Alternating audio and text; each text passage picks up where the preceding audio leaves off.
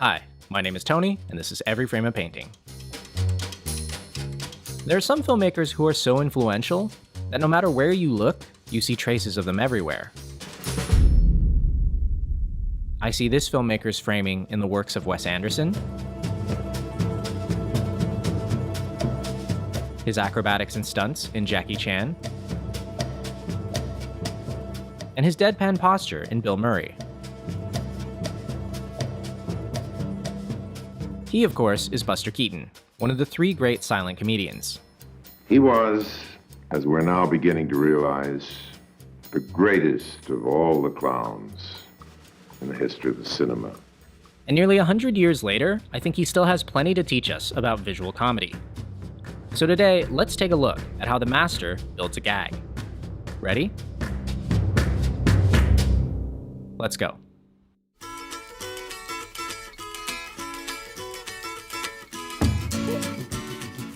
The first thing you need to know about visual comedy is that you have to tell your story through action. Keaton was a visual storyteller, and he never liked it when other directors told their story through the title cards. The average picture used 240 titles. That was about the average. 240 was the average? Yes, and the most I ever used was 56. He avoided title cards by focusing on gesture and pantomime. In this shot, you never find out what these two are talking about. Everything you need to know is conveyed through the table and their body language. But what you had to say, you had to communicate to the audience in only one way.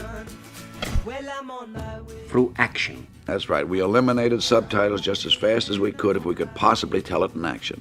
Keaton believed that each gesture you did should be unique. Never do the same thing twice.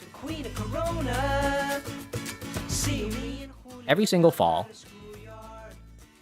is an opportunity for creativity. But once you know the action, we come to the second problem. Where do you put the camera?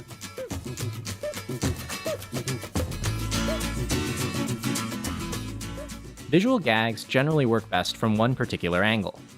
And if you change the angle, then you're changing the gag, and it might not work as well. Finding the right angle is a matter of trial and error. So let's take a look at two possible camera placements for the same joke. Here's the first one.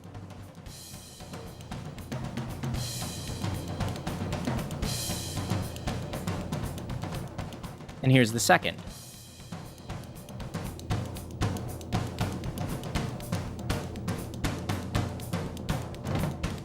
You'll notice in the first angle, the car takes up most of the frame, and we don't get a clear look at Buster until he turns around. But in the second angle, the car is placed in the background, and we always have a clear view of his face. This split second, where he doesn't know what's happening but we do, that's much better from over here. And in the first angle, the framing splits our attention. Our eyes want to look at his face and the sign at the same time. But after reframing the scene, our eyes naturally look at him, then the sign, then back to him. Much better. Now we come to the third question. What are the rules of this particular world? Buster's world is flat and governed by one law.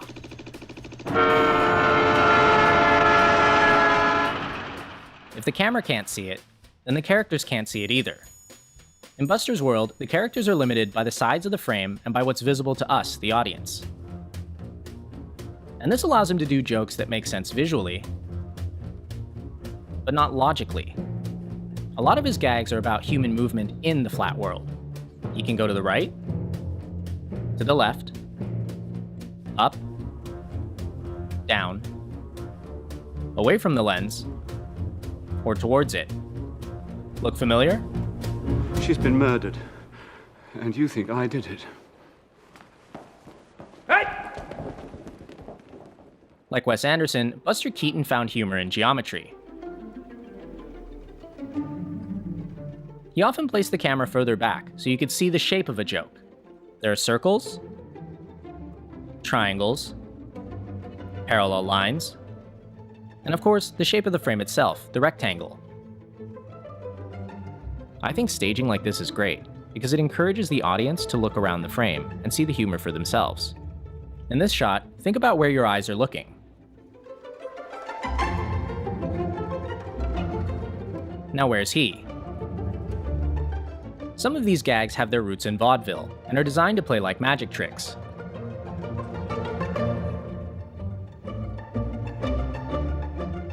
And like all great magic tricks, part of the fun is trying to guess how it was done. Keaton had a name for gags like these. He called them impossible gags. They're some of his most inventive and surreal jokes. But as a storyteller, he found them tricky because they broke the rules of his world. We had to stop doing impossible gags and what we call cartoon gags. We lost all of that when we started making feature pictures. They had to be believable, or your story wouldn't hold up. So instead, he focused on what he called the natural gag, the joke that emerges organically from the character and the situation. Consider what he does with this door.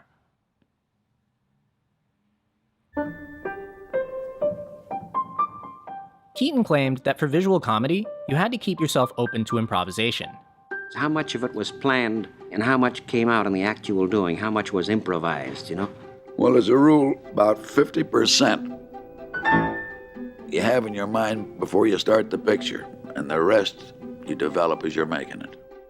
Sometimes he would find a joke he liked so much that he would do a callback to it later.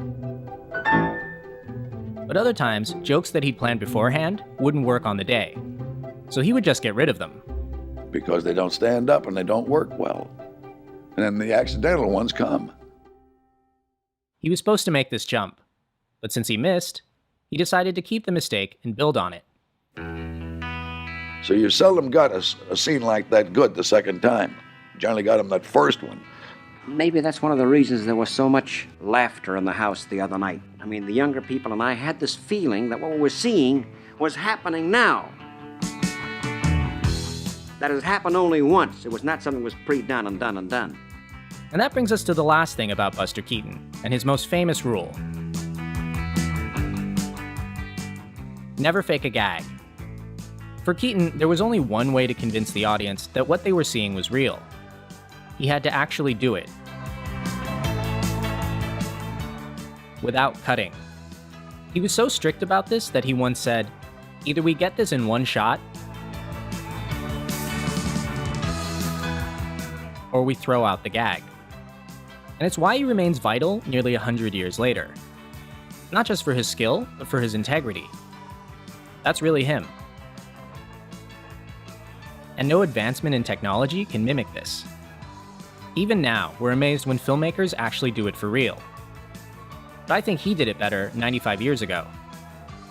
So no matter how many times you've seen someone else pay homage to him,